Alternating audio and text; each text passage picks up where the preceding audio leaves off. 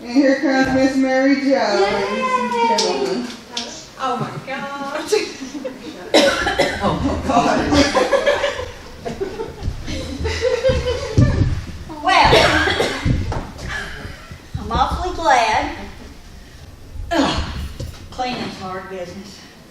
I'm awfully glad that you've all come to find out how to get the lint out of your life. I have first-hand experience with this. My first husband worked in the cotton mill for West Point Pepperell. And there's a lot of lint in the weaving department. So, growing up, the people who worked in the mill were affectionately known as lint heads. So, you know, you got to find out where the source of your lint is coming from. Is it a person? Is it your job? Is it your family? Now, sometimes it's just a little bit of lint, and you just sort of brush it off, you know, and you look okay. Sometimes it's a whole lot of lint, and you just got to keep working and working and working. Get rid of it, and brush and brush and brush. And sometimes that's hard to do, to get rid of all of that stuff. So, when your everyday lint brush doesn't work, you have to resort to other things. One of the things that you can use to get rid of that lint in your life is a piece of rose quartz. Because you just got to love them people who share their lint with you and put all their stuff off on you. So either give them a piece of rose quartz, or you have a piece of rose quartz, you can wear it on you. Just have it with you wherever, just as long as you got it. Because that is for unconditional love. Now, that doesn't help. Then you need to get you some amethyst, okay? Because that repels that negativity that they are sharing with you, little bit by little bit by little bit. In the workplace, I have found it beneficial to give all of your co-workers some amethyst to put around their desk so it doesn't attract, you know, to them. In fact, one of my last jobs, there was a lot of lint floating around in that place. So I would say, this is for you, just put it there on your desk and all this negative stuff won't bother you. And they would look at me very sweetly and say, okay, and they would just leave it right there. Well, you know that one person, and you all know who that is in the office, who's sharing and spreading all this lint and stuff, you know, never failed.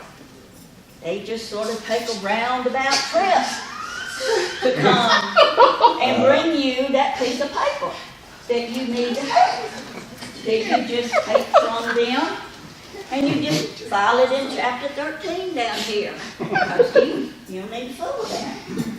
So, rose quartz and amethyst. Now sometimes it might require something a little stronger. You know, there's degrees of it. You just got to get back out into nature. Go be outside. Because lint just floats away. You know, get a good puff of wind going, just clears it away. You can sit outside, go to the beach. Just do something. Just be outside. That's a great way to do it. Then, now, if it gets serious, get you some feathers. Might want to chant a little bit over that person, you know, and just say, don't come near me. You can just subliminally send that message to them. Don't come near me. I don't want your lint. I don't want your stuff. You just take it all back over there with you. because I don't want none of that stuff. Feathers are great. So, I might have to get you some feathers to work on there. Now, it could be if somebody living under your own roof. That might require some drastic measures. I have a 38. It's loaded. If it gets that bad. They've learned to take the hints that sometimes you just gotta let stuff go, you know. I don't need to be fooling with that no more. So a little bit of sage. Just get you a little bit of sage. Oh, there it is. Hold on. I got the good stuff down here. Sage, some Palo Santo. Smudge them real good. Even when they're asleep, they can't fuss with you then. Just be sure you don't set the fire alarm on. If you get a really good puff of smoke going, you know they got to go. They can't be there no more. They got too much stuff on them. If all that lint catches up, they'll combust. So just do a little taste, a little test, you know. Whoosh! They gotta go. Great tools to use in clearing them out. Now, sometimes what you can do is just get you a salt lamp. If you got cats, I don't recommend it. Put you a salt lamp out. It attracts and holds on to all that negative stuff, that lint. But you got to clear that stuff too, you know. But a wand. Every good woman needs a wand. Whether it is a number 10 frying pan, sometimes it's necessary. You know, do it whatever way you got to do it. You need you a wand. Selenite. It's wonderful stuff. It attracts, it holds, and then you just clear it and let it go. That's really what a good cleaning is all about, is letting go of. All that stuff that happened years ago. And I ain't talking about 2017 either. I'm talking about 20 years ago, 30 years ago. But it happened. And we're like, but that's a part of me now. And I just got to hold on to it. No, you don't. No, you don't. It's time to let all of that stuff go. Get rid of the backpack. And you know some of you, you're hoarders. You know you are. And you have just crammed everything that happened to you, every unkind word, every hateful thing that somebody did to you in the 3rd grade. Oh, I just got to hold on to it. Just got to. No, you don't. Because even the soldiers who have them 50-pound backpacks for survival, every once in a while they got to let it down. They got to put it down and they got to rest.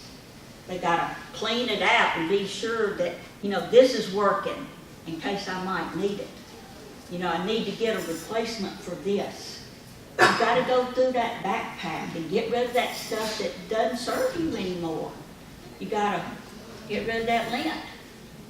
Because, you know, if you don't clean that dryer trap, you're going to have a problem. Clothes ain't going to get dried.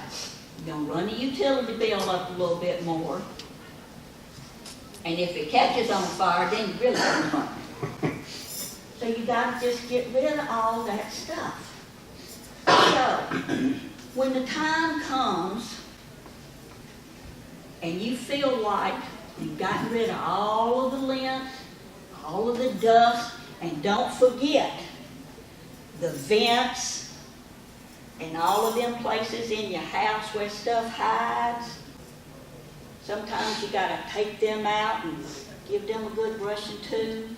because lint, negativity hides from us.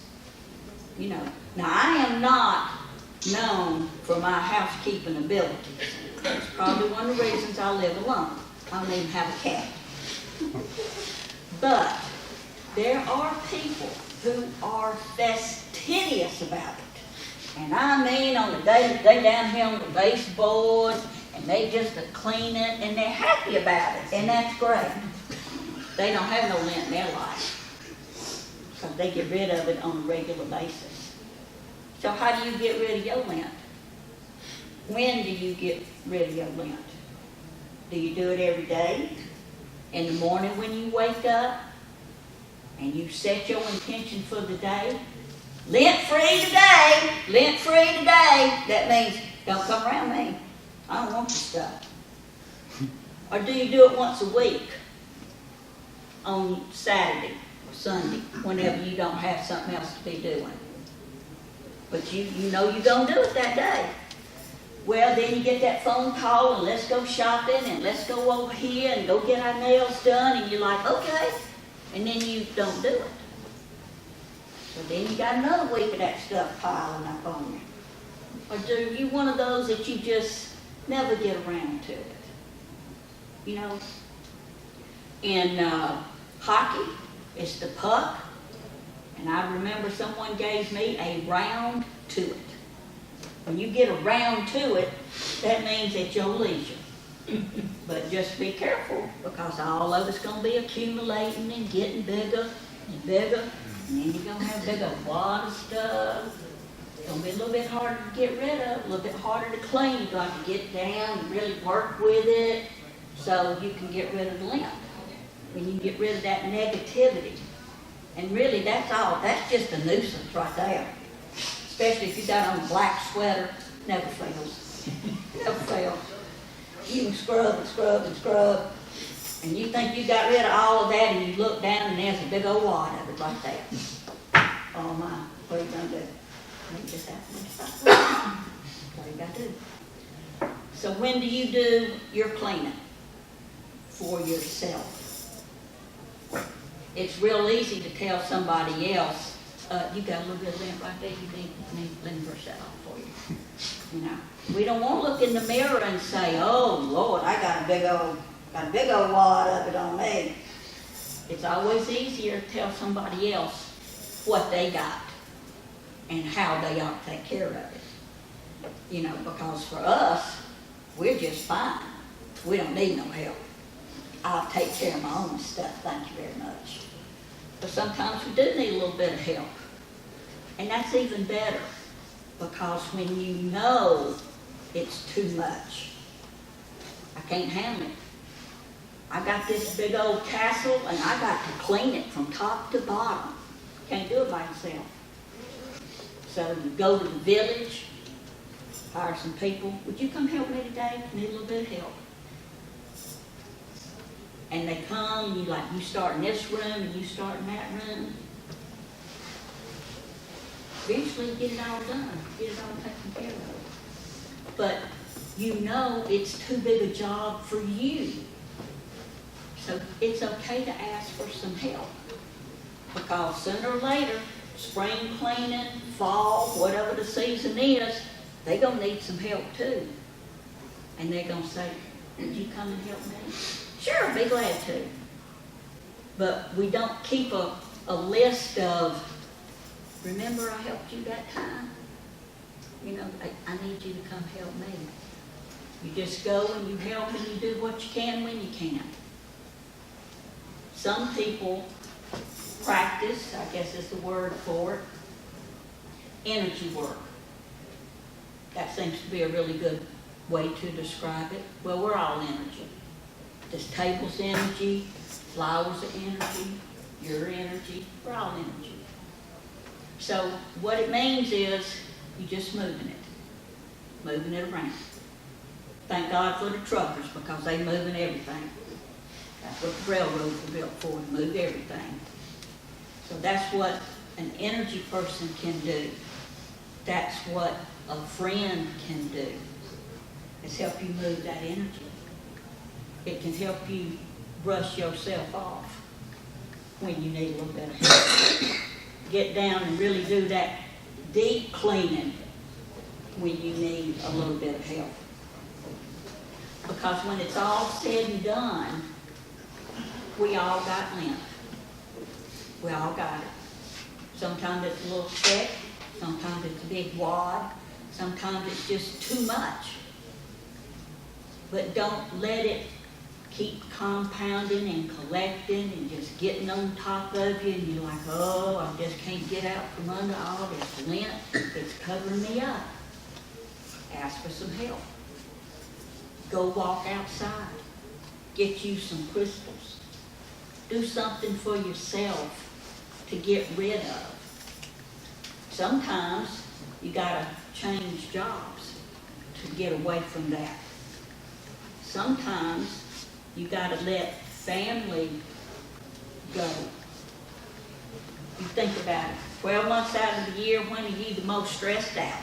The last 2 months of the year. They'll kill you. They will.